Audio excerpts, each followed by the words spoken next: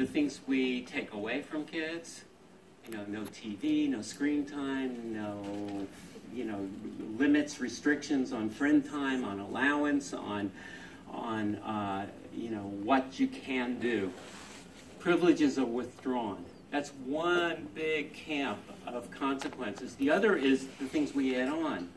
You know, more assignments, more chores, more other things. You know, for both of them, from the kid's point of view, if I'm that kid receiving 10 minutes of restriction, or 10 hours of restrictions, or 10 minutes of added chores, or 10 hours of added chores, from my point of view, it's all the same thing. From my point of view, I'm out of the loop. I'm missing out on life's options and privileges.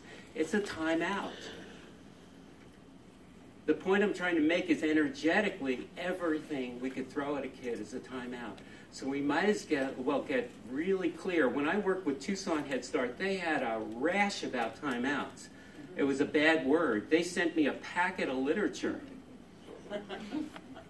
on why timeout was evil at that time. That was 15 years ago. I don't know what it's like now. So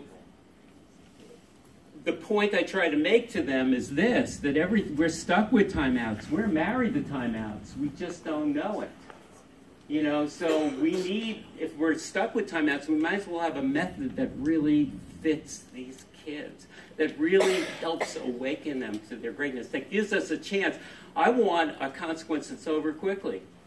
I want a consequence that links to the truth, because kids are very fairness-minded. They want something linked to the truth. Yes, I was disrespectful. I did roll my eyes. I got a consequence. Now I'm not rolling my eyes. I want a consequence that's going to allow me to jump in and say, here's the truth of the rule not being broken.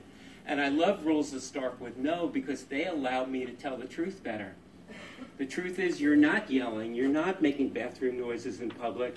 You're not rolling your eyes. You're not elbowing the person next to you. You're not throwing things. You're not being mean. What else aren't you doing that you could be doing? Do you know how to swear? You're not swearing. You're not saying bad words. You're not, you know, etc. So I want to be able to have a bigger buffet of possibilities that I can draw upon to be able to applaud kids and to be able to say, and the fact that you're choosing not to break these rules shows me you care. It shows me you're being considerate. It shows me you're being thoughtful. It shows me your kindness. It reveals your kindness. That's a great quality I see in you. And you do know we see it. So, to me, this is how we begin to awaken greatness. And if we play our cards right, it becomes inner wealth. And if we have inner wealth, the world's at our fingertips. If we have inner wealth, we don't have to take a kid who's intense and put them into ballet or sports or other things. They'll show us. They'll light up their own runways. They'll show us where they want to put their greatness. And they'll keep reinventing themselves. They'll have lots of ways to propel their greatness and to be their greatness and to live it. And they'll have a much more gratifying life because they're connected to who they really are.